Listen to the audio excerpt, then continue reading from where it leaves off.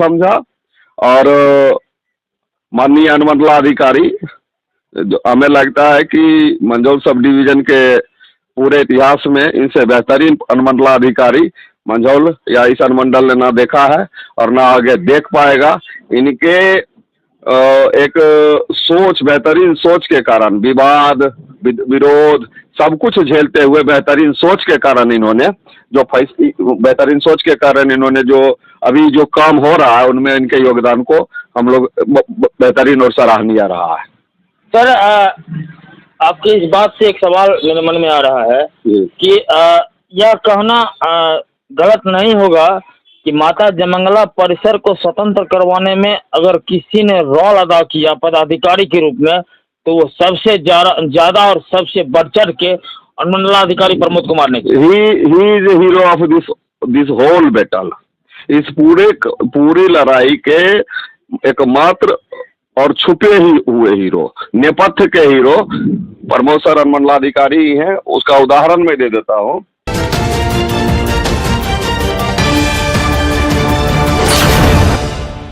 नमस्कार, स्वागत है आपका बेगूसराय न्यूज प्लेटफॉर्म में। मैं हूं आपके साथ खुशी। आइए नजर डालते हैं आज की बड़ी खबर पर। नमस्कार, मैं दिवाकर कुमार बेगूसराय प्लेटफॉर्म के मंच पे आप तमाम दर्शक का अभिनंदन और स्वागत करता हूं। दोस्तों, कांवर मुद्दा बहुत दिनों से चल रहा है, लेकिन इधर साल 2 साल से मुद्दा कुछ ज्यादा गर्म हुआ। यह गर्म मुद्दा तब हुआ जब माता जयमंगला की कृपा हुई। कृपा क्यों हुई कि हवा और बारिश के समय में एक पेड़ जो है मंदिर पे आके गिर गया और मंदिर क्षतिग्रस्त हो गई।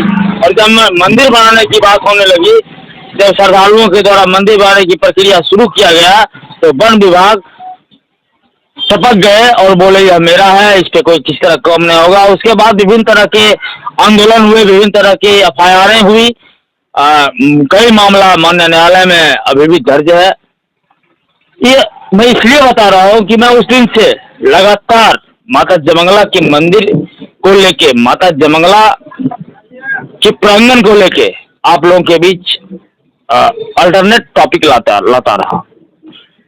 सूत्रों के हवाले से खबर मिली है कि माता जयमंगला मंदिर परिसर को पक्षी विहार से मुक्त करने की प्रक्रिया तेजी से जिलाधिकारी महोदय के द्वारा किया जा रहा है।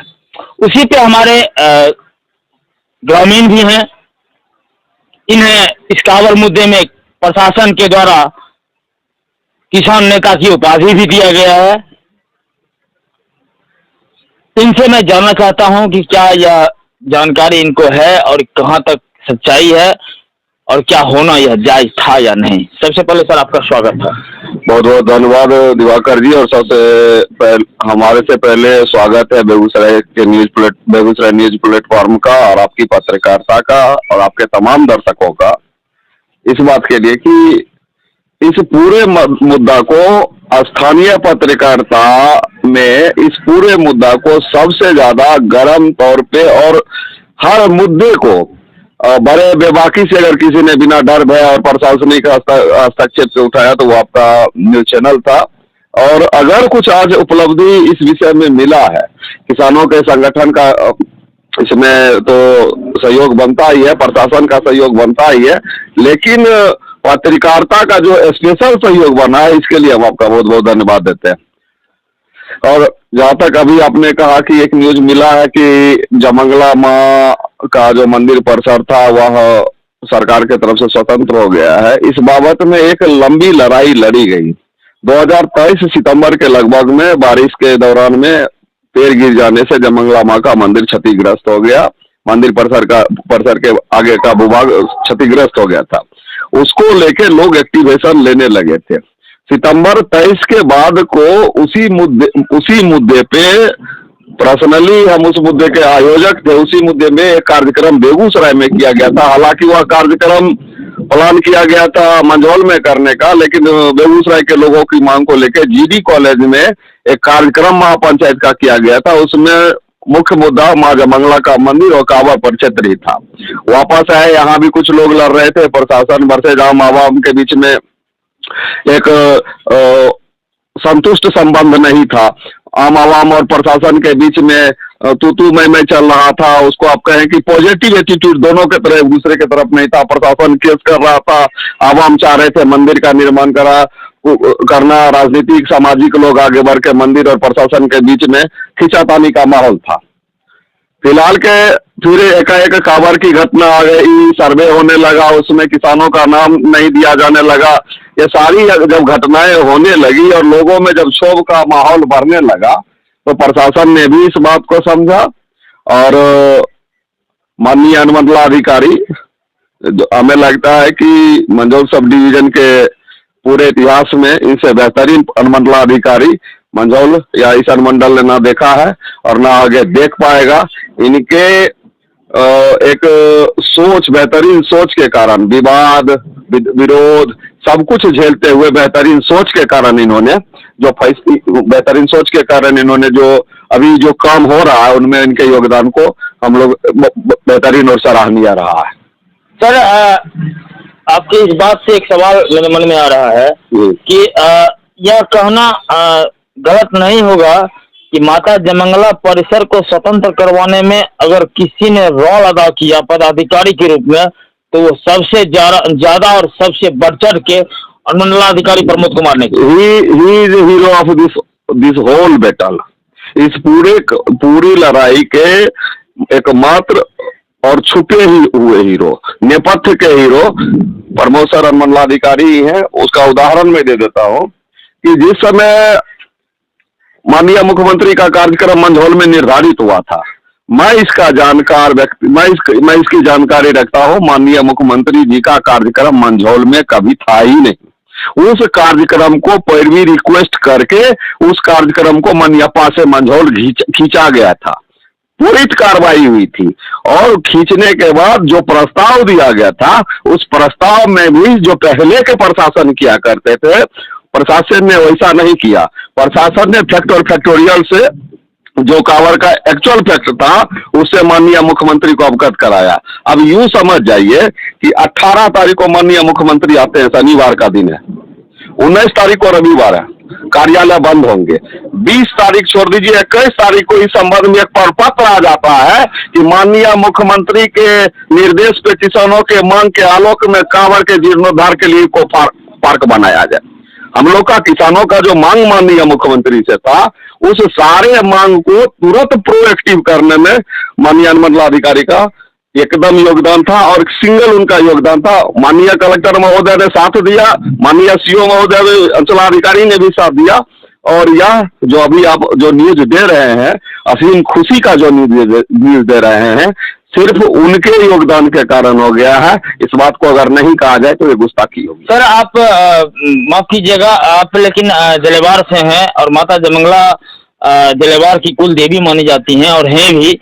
जलेवार समाज में बच्चे का जन्म हो या मुंडन हो, मतलब कुछ भी होता है तो उससे शादी विवाह जो भी हो तो पहले माता जयमंगला को पूछा जाता है, उनसे आज्ञा ली जाती है, फिर कोई प्रोग्राम होता है।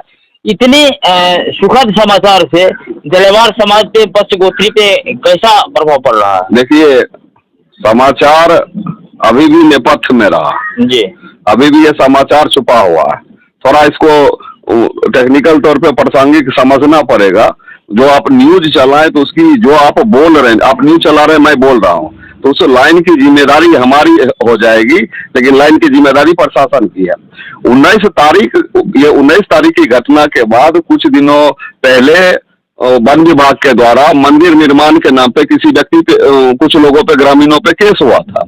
इस बाबत में अनुमंडलाधिकारी महोदय से कांवर किसान महापंचायत की समिति ने जाकर मुलाकात किया था कि माँ से ऐसा ऐसा हो रहा है, आपका हम लोग एक संबंध बनाने के मूड में है और ये सारे केस फौजदारी जो है हमारे संबंध को तो तोड़ेंगे, किसान वर्सेज प्रशासन के संबंध को।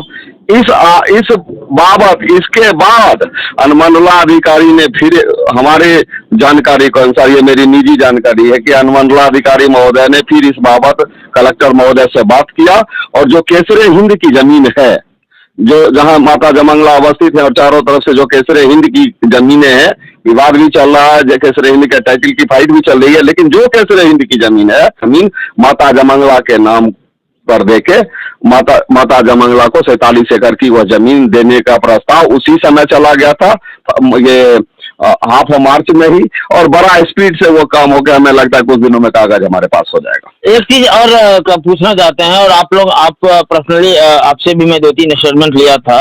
जब से पंचायत भवन का कार्य शिलान्यास हुआ माता जयमंगला मंदिर के बगल में, उस समय से बेगूसराय न्यूज प्लेटफॉर्म हर बार यह न्यूज चला रही थी कि माता जयमंगला का मंदिर नहीं बनेगा कांवर परिक्षेत्र में, लेकिन पंचायत भवन क्यों बन रहा है? क्या आपको लगता है कि इस न्यूज का ही प्रभाव कुछ पड़ा है? नहीं, देखिए, आपका तारीफ आपको आपके चैनल पे करेंगे तो लगेगा कि हम लोग में कोई सेटिंग हुई है, लेकिन एक आपको इससे भी पीछे कहानी आपको याद दिला देते हैं। हमें याद है कि आपने उस मुद्दे पे आवाज उठाई है जिस मुद्दे पे आप टारगेट में आ सकते हैं। मुख्यमंत्री कार्यक्रम के बीच में किसानों के मुख्यमंत्री जी का जो कार्यक्रम हो रहा था उसमें किसानों में रोष है। इस बात को अगर किसी ने चलाया तो सिंगल आपने चलाया, और किसानों के रोष को समझा गया, और किसानों से माननीय मुख्यमंत्री महोदय ने मुलाकात की और उनका ज्ञापन लिया। मैंने खुद उनको ज्ञापन दिया। ये आपका मुद्दा था। जब आया वो पंचायत सरकार भवन का मुद्दा आया, आपने उसको बड़े सरगर्मी से चलाया। एक और भी लोग बताएं जो इस मुद्दे को इतना फ्रीक्वेंटली लिख रहे हो। आपने शासन प्रशासन का जो पॉजिटिव एटीट्यूड रहा उसके पक्ष में भी कहा है, और जब निगेटिव एटीट्यूड आपको लगा तो आपने उसके विपक्ष में भी कहा है। और यही पत्रकारिता है, यही पत्रकारिता का बेसिक है। और जो हम बोल रहे हैं, जो हम सोच रहे हैं, जो हम संगठन, हम एक छोटे संगठन, किसान संगठन, हमारी बात प्रशासन तक पहुंचाना यही पत्राचार है, यही पत्रकारिता है। और प्रशासन की बात हम तक पहुंचाना या आम आवाम तक पहुंचाना पत्रकारिता तो एक्चुअली यही था। आपने हर उस मुद्दे को एकदम टाइम टू टाइम उठाया है, और टाइम टू टाइम उस मुद्दे को आपने आकर्षक बना के आम आवाम के बीच में प्रस्तुत किया है।